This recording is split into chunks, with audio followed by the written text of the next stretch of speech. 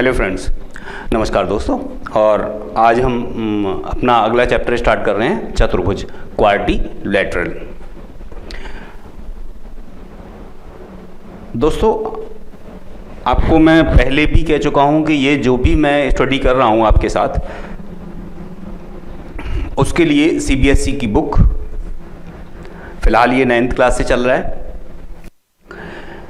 लेकिन कोई भी कंडीशन नहीं है कि 9th क्लास वाले इसे देखें, कोई भी देख सकते हैं जिनको चतुर्भुज की नॉलेज चाहिए। ठीक है, तो फ्रेंड्स, मैं समझता हूं कि आप थोड़ा कंसंट्रेट होकर के देखिए। मैं चाहता हूं कि क्विक इजीली डन, जो मैंने अपने चैनल का नाम रखा है, बिल्कुल उसी के अनुसार चलूँ। मैजिक प्लेलिस्ट भी मैथ मैजिक करके लिया है, तो मैथ मैजिक ही करेंगे। उसमें देखते हैं, बहुत आराम से समझने की ज़रूरत है। जब समझ जाएंगे तो फिर सारे क्वेश्चंस बड़े आराम से हो जाते हैं। Okay friends, let's start. चतुर्भुज होता क्या है, पहले आप देखिए कि पिछली क्लास में हमने त्रिभुज के लिए पढ़ा था, उससे पहले हमने लाइन के लिए पढ़ा था। लाइन के लिए हमने आपको लोकस बताया था, एक लोकस, बिंदु पथ कहते हैं इसे, बिंदु पथ। यानी कि अगर पॉइंट्स ऐसे करके रखे हों और ये सारे ही पॉइंट एक लाइन में मिला दिए जाएं तो एक सीधी लाइन बन जाती है, जिसे हम रेखा कहते हैं या लाइन कहते हैं। ठीक है फ्रेंड्स, तो इनको जो मिलने का है, एक लाइन में मिलें तो इन्हें हम संरेख कहते हैं।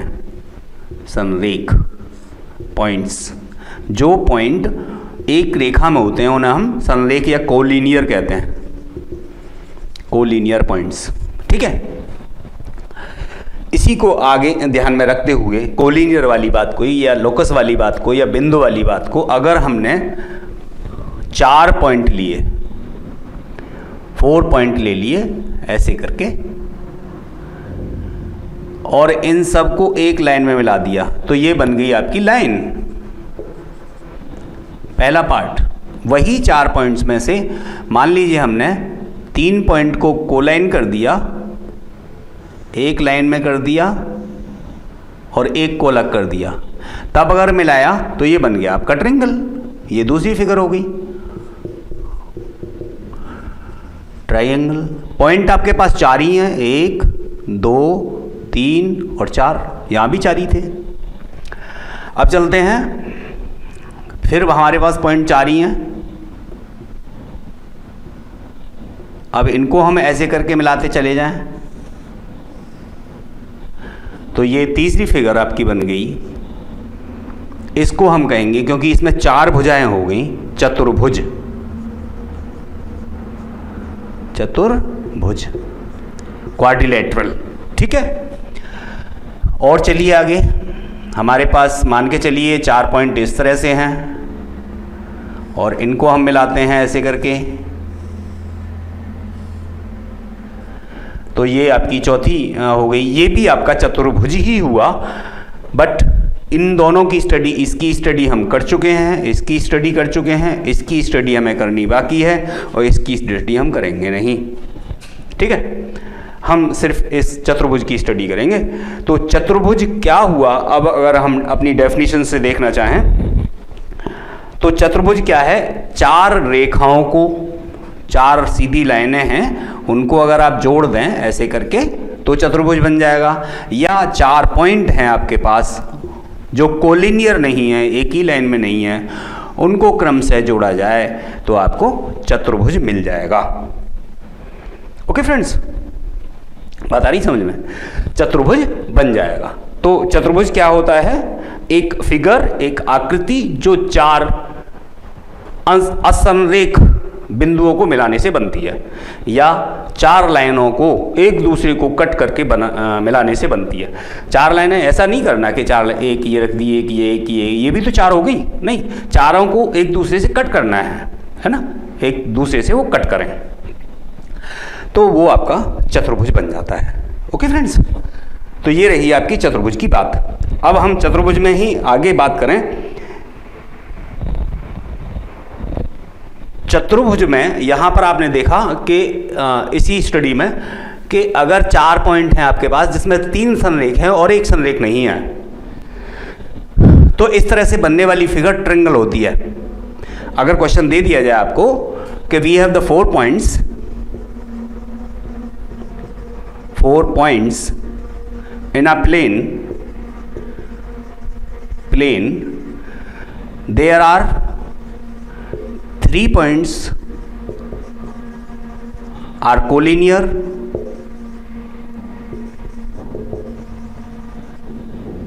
and one is not. When we meet them continuously, the figure formed, कौन सी फिगर बनेगी? तो वहाँ नीचे ऑप्शंस दिए होंगे आपको। Number 1 line, number 2 quadrilateral, number 3 triangle, number 4 none of these. ठीक है, तो इस तरह से आप देख पा रहे हैं कि 3 कोलिनियर पॉइंट हों और 1 कोलिनियर ना हो, 4 पॉइंट आपको दिए हों जिसमें 3 कोलिनियर हो 1 ना हो, तो इस तरह से बनने वाली फिगर ट्रायंगल होती है। चारों पॉइंट कोलिनियर ना हो तो वो चतुर्भुज बनेगा, दैट इज द क्वाड्रिलेटरल। ठीक है, अब यदि 4 बिंदुओं में से कोई 3 संरेख कोलिनियर ना हो तो चतुर्भुज बनता है, 4 भुजाओं वाली आकृति बन जाती है। अब चतुर्भुज में क्या होता है भाई? चलिए आओ चतुर्भुज में देख लेते हैं। चतुर्भुज के पास जैसे त्रिभुज में कौन कौन सी चीजें थी वैसे ही चतुर्भुज में देख लेते हैं कौन कौन सी चीजें होती हैं। जैसा कि त्रिभुज में हमने पढ़ा कि 3 उसके पास शीर्ष होते हैं, वर्टेक्स 3 होते हैं, 3 लाइन्स होती हैं, 3 एंगल्स होते हैं। इसी तरह से अगर हम चतुर्भुज में देखें, हमने चतुर्भुज बना लिया कोई भी, A B C D, तो इसमें क्या हुआ? 4 वर्टिसेस होंगे। ठीक है, 1 2 3 4, 4 तो कौन ही हो गए और 4 ही यहाँ पर लाइंस होंगी। आर्म्स जिन्हें कहते हैं हम, साइड्स कहते हैं या आर्म्स कहते हैं, आर्म्स ऑफ क्वाड्रिलेटरल। ठीक है, और 4 ही इसके क्या हो गया? 4 शीर्ष हो गए, वर्टेक्स हो गए, शीर्ष 4 इसकी रेखाएं हो गई, भुजाएं हो गई, और 4 ही इसके एंगल हो जाएंगे, 4 एंगल्स। ठीक, तो एक क्वाड्रिलेटरल में 4 चीजें होती, वो 3 चीजें होती हैं, एक एक करके 4 भुजाएं होंगी, 4 पॉइंट्स होंगे और 4 कोण होंगे। तो हम कह सकते हैं भुजाएं कौन कौन सी होंगी? A B, B C, C D, D A. ठीक है, लाइन वाले चैप्टर में हम बता चुके हैं कि ए बी लिखें या बी ए लिखें सेम थिंग, बी सी लिखें या सी बी लिखें that is the same thing.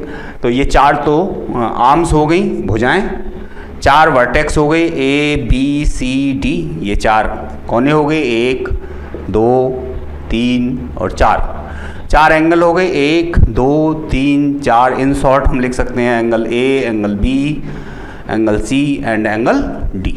ठीक, ओके फ्रेंड्स,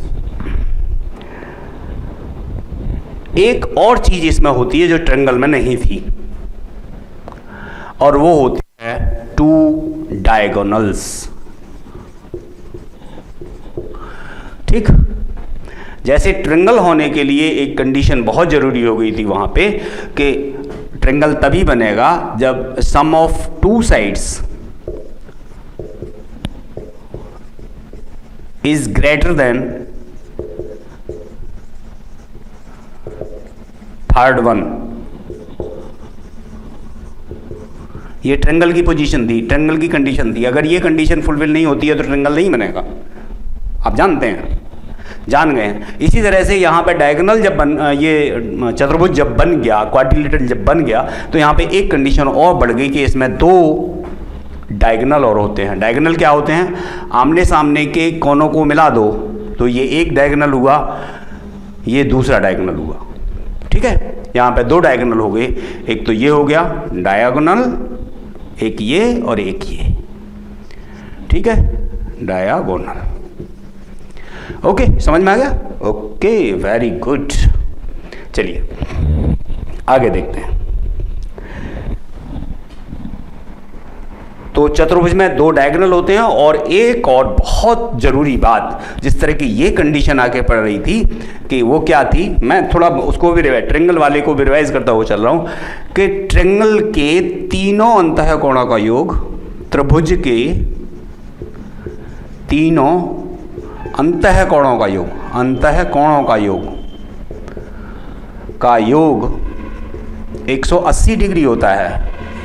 उसी तरह से चतुर्भुज में क्वाड्रिलेटरल के चारों यानी 4 angles sum is equal 360 degree. ठीक, ओके, बात समझ में आ रही है? क्वाड्रिलेटर के चारों कोण जो होंगे वो एक कोई भी हो, बड़ा हो छोटा हो, वो कोई मैटर नहीं करता है, लेकिन अगर चारों को सम किया जाए, मैं कहूँ इसे angle A plus angle B plus angle C plus angle D, it will be 360 degree. ये इसकी दूसरी कंडीशन हो गई। राइट, क्लियर है यहाँ तक? ओके सर, आगे चलते हैं। अब बात आती है कि चतुर्भुज में इतना ही था। ये क्या होता है चतुर्भुज के पास कौन कौन सी कंडीशंस होती हैं? त्रिभुज के पास जो कंडीशन थी उसी की तरह चतुर्भुज के पास भी कंडीशन है कि इसके चारों अंतःकोणों का योग 360 होता है। त्रिभुज में तीनों अंतःकोणों का योग 180 होता है। अच्छा, त्रिभुज की जो साइड वाली बात आगे पड़ी थी कि दो साइड का अगर सम किया जाए तो तीसरी से ज़्यादा होगा तभी ट्रायंगल बनेगा। You know very well. Okay, तो यहाँ क्या हुआ कि चतुर्भुज बन गया, लेकिन इसमें ऐसी कोई कंडीशन नहीं है कि उसका किसका योग कितना होना चाहिए। बट यहाँ पे एक चीज़ बढ़ गई उन 3 चीज़ों के अलावा। ये 3 चीज़ें तो त्रिभुज में भी थी, लेकिन वो संख्या में 3 थी। ये 3 थे, ये 3 साइड थी, ये 3 एंगल थे। बट यहाँ पे एक चीज़ और बढ़ गई कि ये डायगोनल उसमें नहीं थे और यहाँ पे ये डायगोनल आ गए हैं। Okay, well friends,